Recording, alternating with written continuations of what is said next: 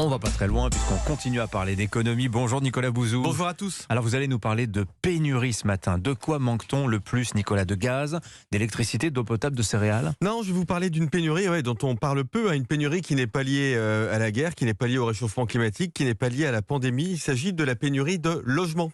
Alors, deux nouvelles ont attiré mon attention dans l'actualité ces derniers jours. La première, c'est le Canada qui a décidé d'interdire la vente de logements en ville à des étrangers jusqu'à 2025. Il s'agit de réserver les logements qui existent aux Canadiens, parce que des logements au Canada, on en manque. Alors qu'un pays libéral, progressiste, près d'une mesure aussi autoritaire, montre quand même Donc, le désarroi des autorités et l'ampleur de la crise. Si on n'est pas un national canadien, on n'a pas le droit d'acheter en ville. Absolument. D'accord. D'ici ces 2 prochaines années. Il me semble que les Bretons aimeraient bien ce genre de mesures. Hein. Oui, absolument. Ouais.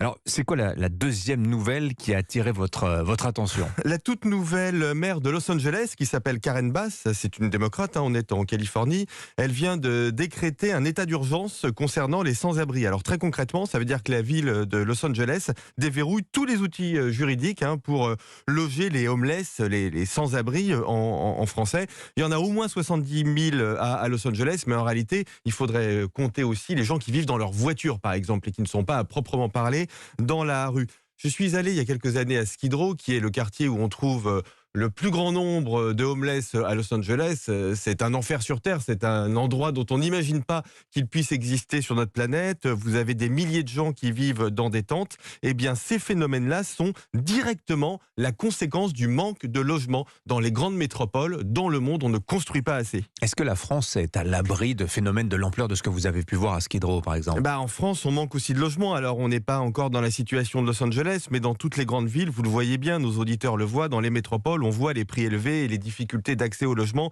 notamment pour les plus jeunes. C'est quand même quelque chose qui nous menace. L'économiste Julien Damon explique qu'en Île-de-France, plus de 20% de la capacité hôtelière est mobilisée chaque nuit pour loger des sans-abri. 20% des hôtels. Ça représente 41 000 nuitées chaque jour qui sont payées par l'État en Île-de-France.